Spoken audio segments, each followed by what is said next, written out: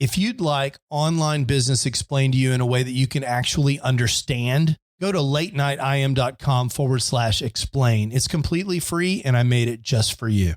Now, how about an episode? Episode 131. Late Night Internet Marketing. This week on the Late Night Internet Marketing Podcast, we demystify all of those squiggly things at the end of URLs called UTM Parameters. I'm going to tell you what they are and how you can use them to make your website better. All this and more on the Late Night Internet Marketing Podcast. The Late Night Internet Marketing Podcast. You've been working for somebody else, but you want a business to run yourself. You want to know how to start and where to begin. Can you get out your comfort zone, my friend? Yes, you can do it right when it's late at night.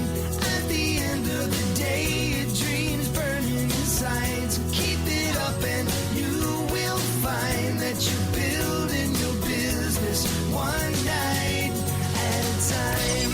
And now, broadcasting late at night from a little studio in the big state of Texas, your host, Mark Mason.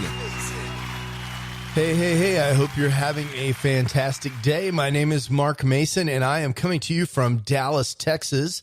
This is the podcast where I help you build your internet business one night at a time. I hope you are having an absolutely fantastic week, and I hope you enjoyed last week's episode about changes with Amazon. I'll tell you a little behind the scenes story. You know, I told you I was on my way to San Antonio.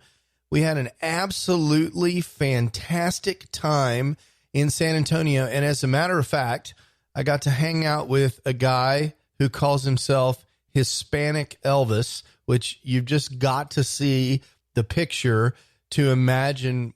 I mean, you're not going to believe this guy, Hispanic Elvis. You can find that on the show notes at latenightim.com/131.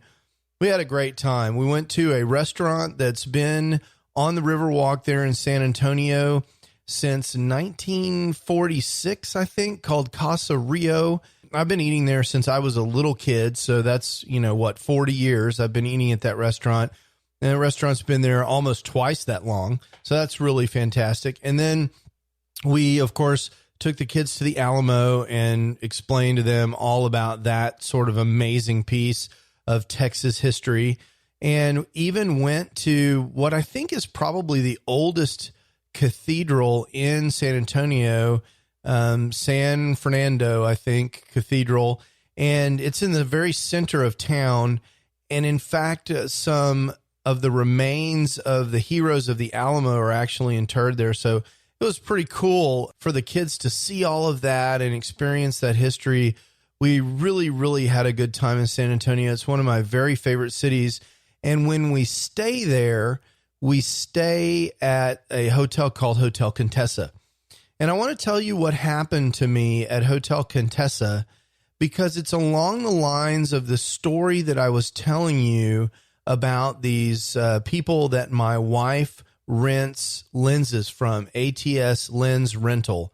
Remember I told you about the amazing, fantastic customer service that she has there? Well, we had that experience again. I was up poolside on the rooftop pool at Hotel Contessa with my kids, and the executive chef for the hotel walked by, and he spoke to me, and I talked to him. And as you guys know, I'm a very shy guy, not. So I struck up a conversation with Chef because I'm a foodie. And so we started talking about food. Really neat guy. And some of his managers were with him, and we talked for a while. And I explained to him that we'd been going to Hotel Contessa since they originally opened. And he thought that was cool and so forth. And so we just went on about our business. It was like a 5-minute conversation. And I remember thinking at the time it was really nice for the executive chef of this hotel to stop and speak to me. I mean, I'm just a guy poolside, right? I thought that was really nice. So we're sitting there playing, and about 20 minutes later, one of the hotel staff comes up with a little tray, and on the tray is 2 glasses of milk and some amazing cookies and brownies for my children. And nothing for me, just something from chef for the kids. And I thought that was amazing and represents the kind of customer service that causes things to happen, like getting your hotel talked about on podcasts, having customers come back to your hotel over and over again, those little extra things. Those cookies probably cost the hotel $3, maybe at most. But him taking the time to do that was going well above and beyond anything that he should have to do. And in fact, what he's doing is something that I learned from Cliff Ravenscraft, who learned from somebody else, is that when you're running a business, you really should do some things that you would like to do for everybody but can't. You should do them for some people some of the time. Do the things for some of the people some of the time that you'd like to do for all of the people all of the time. I really believe that's the right thing to do, and that's what happened to me at Hotel Contessa. Where do you think I'm going to stay next time I go to San Antonio? Not because I'm expecting free cookies, but because they employ people and they've set up a culture in their business that has that kind of attitude. And that's why I'll go back there. If you run your business that way, customers will come back to you too. Direct from the Orient, it's time for the Internet Marketing Fortune Cookie. Okay, so we've got an exciting main segment today, but before we get into that, I want to treat you to one of the more elusive internet marketing fortune cookies that I've had the privilege to deal with in my long career in internet marketing. As you know, I'm a firm believer that everything that you need to know about internet marketing can be learned from fortune cookies. But the other day, I got this fortune cookie and I wasn't quite sure exactly what I was going to do with it at first, because I thought maybe this was the exception. This was the case where the fortune cookie was not going to teach me something about internet marketing. And it said, a crab wonton a day keeps the doctor away. And I thought, oh my gosh, this has nothing to do with internet marketing. But then it hit me. This has everything to do with internet marketing. And it proves my point exactly, that you can learn everything you need to know about internet marketing from fortune cookies. So this statement, a crab wonton a day keeps the doctor away, is obviously a play on the very old statement that an apple a day keeps the doctor away. And that statement in and of itself dates back all the way to the 1800s in America, where basically the idea is this thing that's good for you, if you'll do these things that are good for you, i.e. eating an apple a day, it'll keep you healthy. You do things that are good for you over and over again each day. That's going to be good for you. It's going to keep you healthy. It's going to keep the doctor away.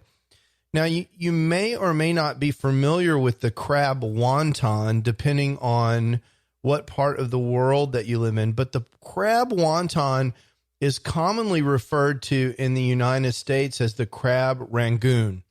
And the crab rangoon is basically this puff pastry, Chinese puff pastry. We'll address the Chinese part here in a minute, but in American Chinese restaurants, you'll find this puff pastry, and it is stuffed with a combination of usually Philadelphia cream cheese and crab meat with a little bit of onions or scallions in it. Absolutely delicious. I love these things. And the wonton is deep fried usually. So you have this deep fried, crispy wonton with this gooey cream cheese that's savory because of the onions and stuffed with crab meat. I mean, it's absolutely fantastic. Let me tell you, I've been all over China and the rest of Asia. This is not a real Chinese thing. Okay. The crab rangoon is an invention of American Chinese food restaurants. I mean, come on. Rangoon was the old capital of Myanmar, right? I mean, this has absolutely nothing to do with China.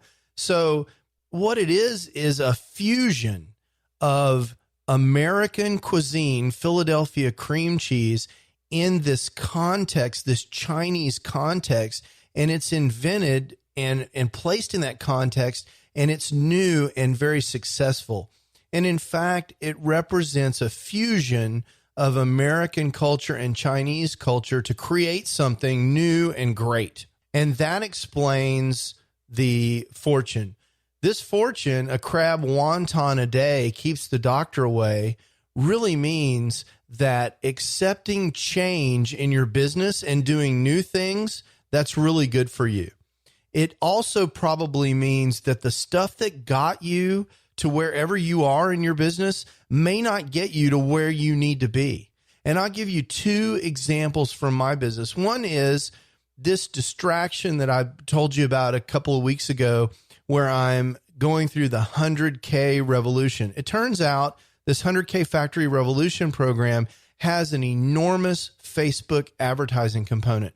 Now, those of you that know me, I've said this many times, I'm not a paid advertising guy. But with as big as Facebook is becoming, it's really not reasonable to be a credible internet marketing resource and not be really good at Facebook advertising. That's a skill that I need to get better at. Now, I overstated. I've done Facebook advertising and I have had some success, but I'm not a Facebook advertising guru. After I go through this 100K Factory Revolution program, I'm going to be a lot closer to being that guru. I think I'll also end up with a new stream of income. And if that happens, I'm going to let you know. I'm going to let you know what happens either way, but I'm going to tell you all about it as this thing goes along. But the point is, that's something new, right? That's something new for me, and it represents change in my business, and it represents growth, mental growth, learning, and knowledge, and it also represents some complementary skills that I really need to grow. And like the crab rangoon extends the menu of Chinese food in the United States, and it's good for Chinese food restaurant business, so too does this change in business. Is it good for me? And it's good for you too, to learn things. Now, clearly, you have to be careful about bright, shiny objects, and you can't jump on every new thing. But when strategic opportunities present themselves, that's usually a really good thing for your business. I'll tell you, the other obvious thing where change is really good is around this whole topic of SEO. You know, the SEO tactics that we were using that in 2011 and 2010 that were content poor and crummy link heavy. You know, we were using article marketing and a bunch of stuff that really no longer works and is no longer appropriate. And we were filling up the internet with completely worthless content in an effort to essentially persuade Google to rank our sites higher. We've had to evolve out of that. And that change, accepting that change to a new model where content is more important than it ever has been. Links are still important, but they have to be really good, authoritative links. Junky links will no longer help you. In fact, they still will hurt you a little bit.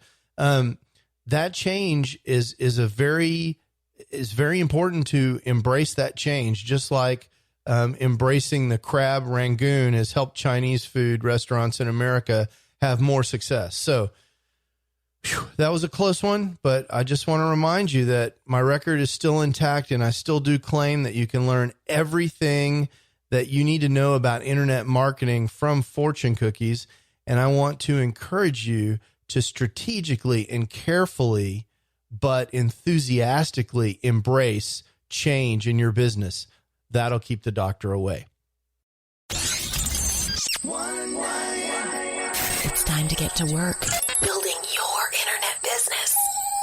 One night at a time. One night at a time. Okay, and now we're going to get to an interesting topic that I really like, and that is this topic of UTM parameters in URLs. And I know you feel like you're about to go to sleep just at the mention of that overly technical gobbledygook that just came out of my mouth. But bear with me, and I promise I will offer you an analogy related to my trip to San Antonio that you will absolutely appreciate and will help you understand this at the end. So let's start with the very, very basics. What is it that I'm talking about? Well, a lot of times when you click on a link, you'll notice that the link is comprised of three things that you'll recognize. One is the transport technology that's being used. Usually that's HTTP or HTTPS. That's the stuff at the very beginning.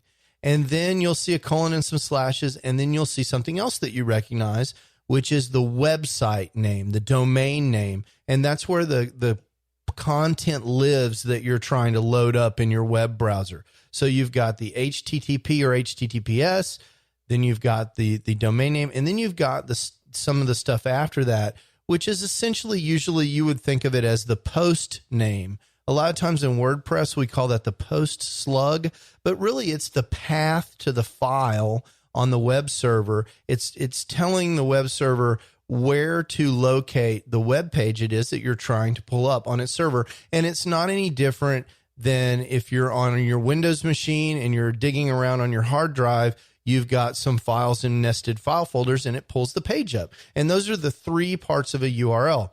But occasionally, and maybe even really more than occasionally, because this is an incredibly popular technology on the internet, you'll see that URL that you're used to looking at, those three parts that you're used to looking at, is followed with a question mark. And then after that question mark, you will see a bunch of gobbledygook, ampersands and equal signs and a bunch of names, some of which will be recognizable, some of which maybe not so much.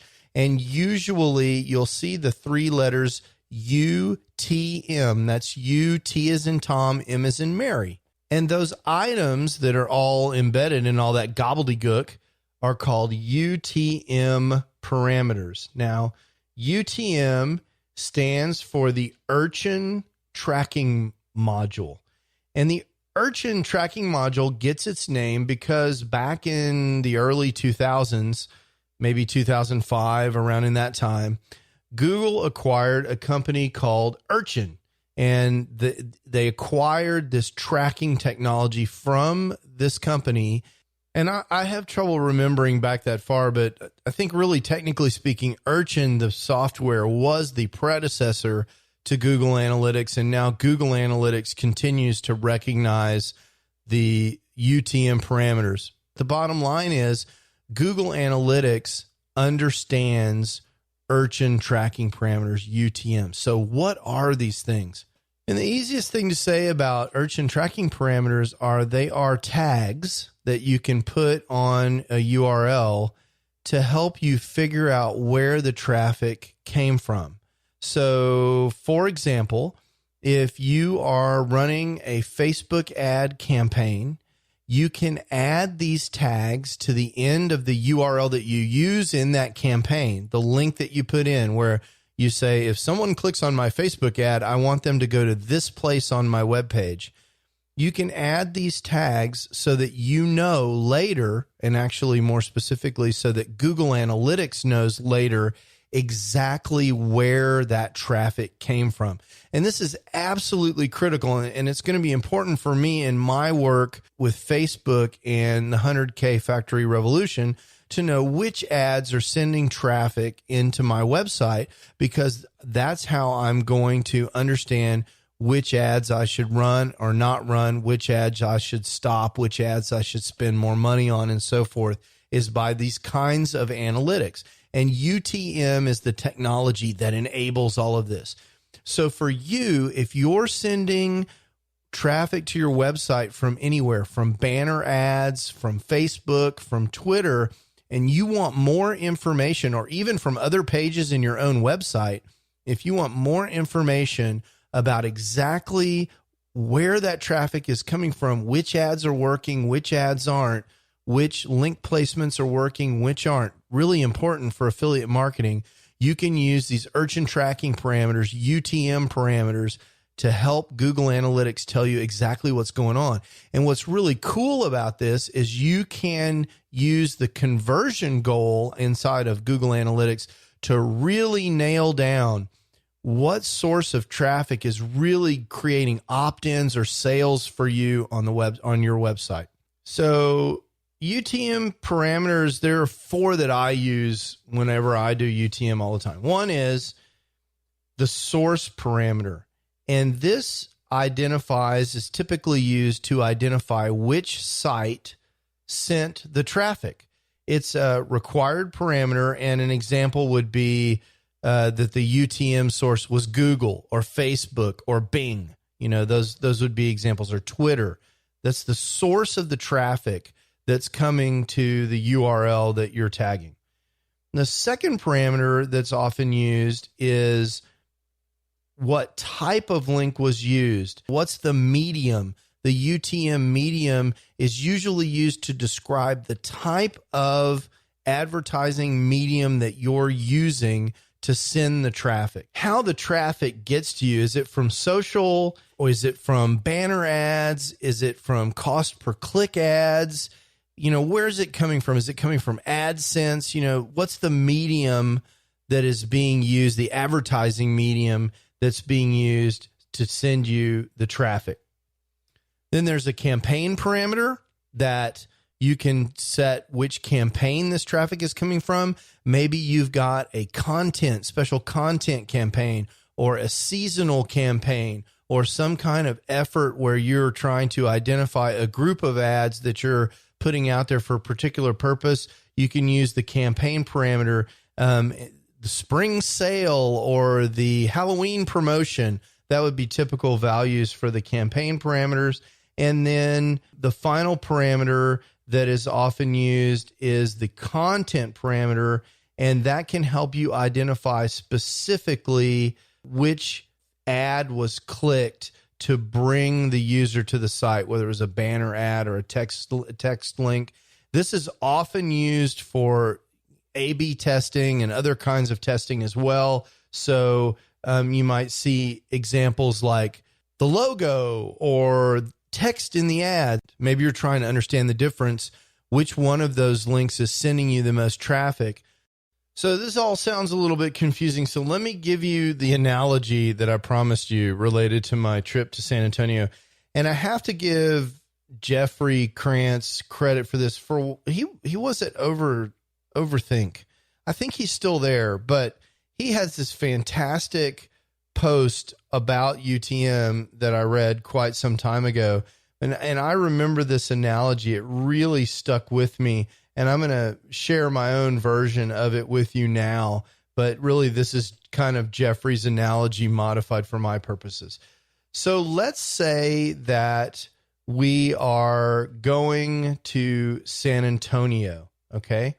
So that's really the URL. So, we talked about this URL, https://latenightinternetmarketing.com. That's where we're headed. That, in this case, is the URL. And in our case, for my analogy, I'm going to San Antonio. Well, I'll have UTM parameters after that URL that's going to tell me about that trip to San Antonio. I'm sending people, myself and my children, to San Antonio. That's my destination. What's my source? Well, where am I coming from? So my UTM source, where I'm coming from, in this case, I'm not coming from Facebook or Twitter. I'm coming from Dallas. My source is Dallas. That's where I'm coming from. That's my UTM source. What's my UTM medium? What's sending the traffic from Dallas to San Antonio? Well, I'm going in a car on the highway. So I'm traveling by car. That's the medium. And I'm not going by cost per click. I'm actually going by car to San Antonio. That's my UTM medium. And why am I going there? That's my campaign. What is causing this? Is it a promotion? No, it's spring break. So my destination is San Antonio. Where I'm coming from, my UTM source is Dallas. I'm getting there. My UTM medium is by car.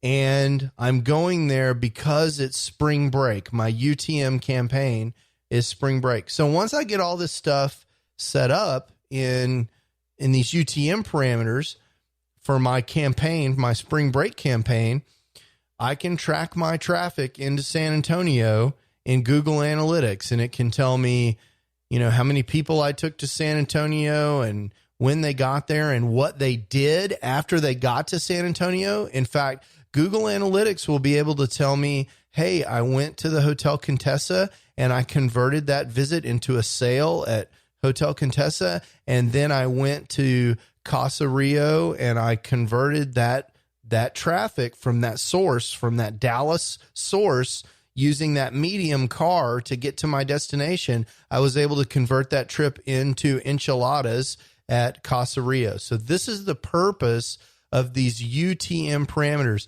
And so now that gobbledygook is totally demystified to you. So now the next time that you see that, one, you can understand, okay, there's a marketing person at work who's tracking my click. And two, you can understand what it is that they're doing. Now, there is these URLs are very long and ornery. And so if you want to create your own UTM enabled URLs, it's really easy because Google provides a URL builder for you to create these for yourself, and you can use them and test them out. And in fact, you can just for fun, as an exercise, take a website, a page on your website, go to this Google Analytics URL builder, which I'll put a link to in the show notes, and you can build a URL with UTM parameters, and you can send traffic. You can tweet that out and send traffic to your site, and behold, you'll see in Google Analytics where that there's traffic coming in from Twitter, where it came from and what they did. And then it'll give you a whole nother level of information inside of Google Analytics. Now, it kind of goes without saying, if you're not using Google Analytics, you absolutely should be. If you don't have Google Analytics enabled on your website, it's really easy to do. And you can just Google how to install Google Analytics, and there's 1,000 resources out there that will tell you. But basically, you create a Google Analytics account, which is free. You get a special snippet of code, and you jam it in your website. Super easy to do. And I'll also put a link in the show notes to a resource that you can use on how to do that. Now, here's what I want you to do so that you can remember this. I want you to go to the show notes at latenightim.com/131, and I want you to download my handy dandy UTM parameter decoder ring. It's a nice little one-page PDF that includes my analogy for San Antonio. You can have it on your hard drive, and so when you go to install UTM parameters yourself, you can have this available to you, and it will be there for all time. Again, this is latenightim.com/episode 131. It's the UTM parameter secret decoder ring. I hope you enjoy that. Okay, well, that wraps it up for this week. I hope you enjoyed that. I hope that UTM parameter discussion wasn't too terribly technical. I tried to make it consumable for podcasting. I am getting ready to go to Social Media Marketing World. I'll be out in San Diego next week. If you're going to be out there, I would absolutely love to see you. Come find me. I will be the track leader for the podcasting track. I'm honored to be doing that. In fact, the very first speaker in the track will be my good buddy Cliff Ravenscraft, and I'll be in that track for the duration there. So I'm easy to find. Come see me. I'd love to see you at Social Media Marketing World out in San Diego. That's the 23rd through the 25th. And if you can't find me at the conference, a good bet is the bar at the Grand Hyatt, which is always a lot of fun whenever that's the conference hotel. So look for me there or in the conference itself, and I'll look forward to seeing you in San Diego next week. I will have an episode drop on Thursday, Lord willing, and the river don't rise. And that's what we say here in Texas. And until then, I hope you have an absolutely fantastic week working on your business and delivering the kind of amazing customer service to your readers and your purchasers and your clients, and the same kind of customer service that I saw at Hotel Contessa in San Antonio. Ciao.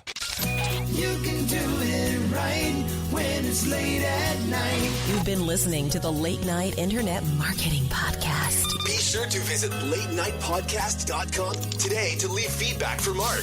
Download special bonus content, access the show notes, and more. See you there. Until then, go and make some great progress on your internet business.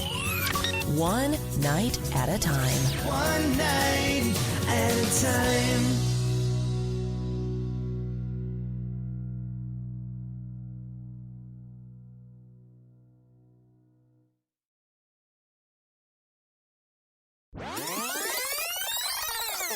All right.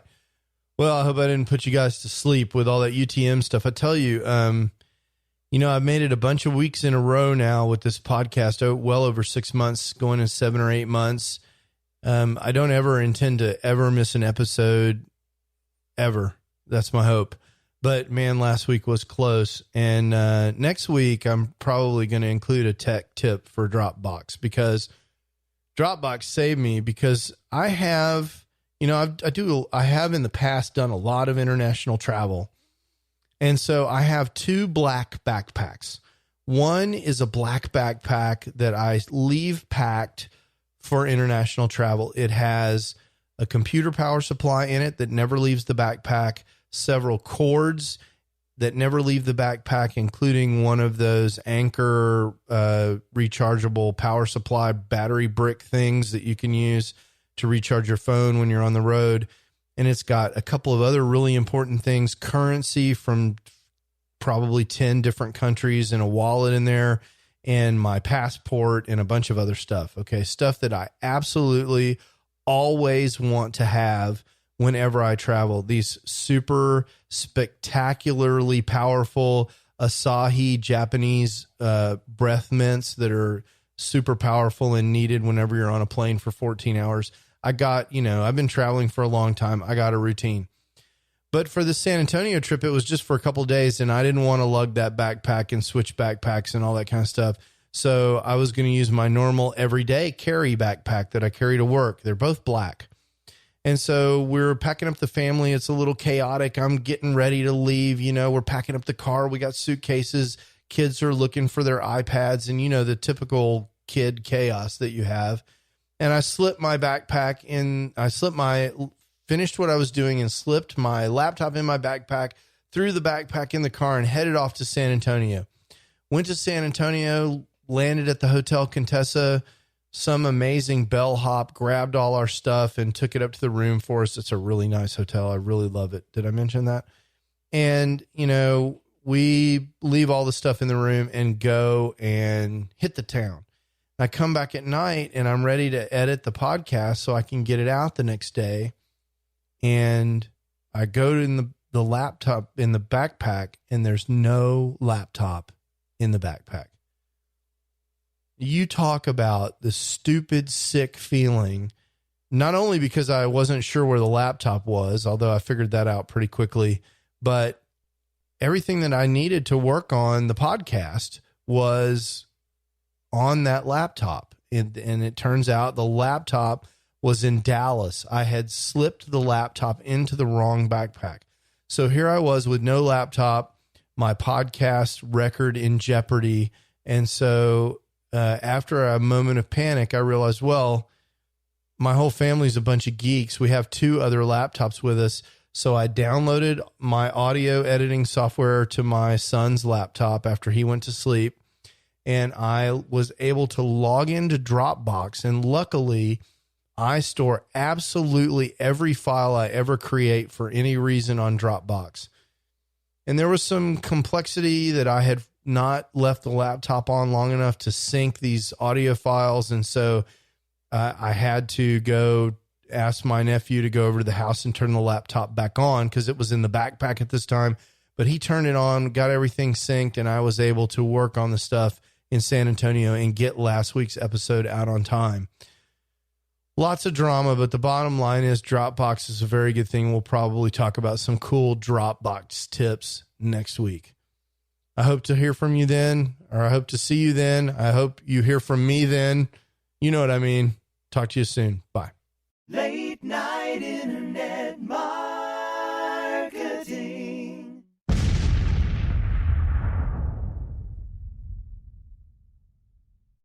Hey, it's Mark again. I wanted to tell you one more time about this absolutely free resource that I have for helping people who are trying to get the big picture for internet marketing, actually get started and understand what all their choices are. If that's not you, there's no more content. You can skip to the end. But if you're someone who came to this podcast because you're searching for how to get started online and you just can't cut through all the noise, I get it. That was me. In 2007, when I was trying to get started, there were so many people throwing offers at me that I really couldn't even understand what all the different business models were. I couldn't understand how money moved around on the internet, and I couldn't really get a grip on what direction I wanted to go in so I could figure out how to move forward. I've created a free video resource for you just for that purpose at latenightim.com/explain. In several short videos, I just explained to you what internet marketing is all about and what online business is all about and the different options that you have for starting an online business. There's nothing to buy there. You just sign up for access and you get the videos just like that. So if that's interesting to you, or if you know someone who's in a same situation, send them that link, latenightim.com/explain. And let me know what you think. I'd love to hear what people are thinking that are in the exact same position that I was in more than a decade ago in 2007. In some ways, it seems like yesterday. And in some ways, it seems like an entire lifetime ago. Again, that's latenightim.com/explain.